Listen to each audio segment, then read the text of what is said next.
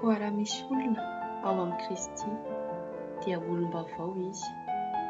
Efa lasa ny zavatra taloha, indreo efa tonga vaovao ireo.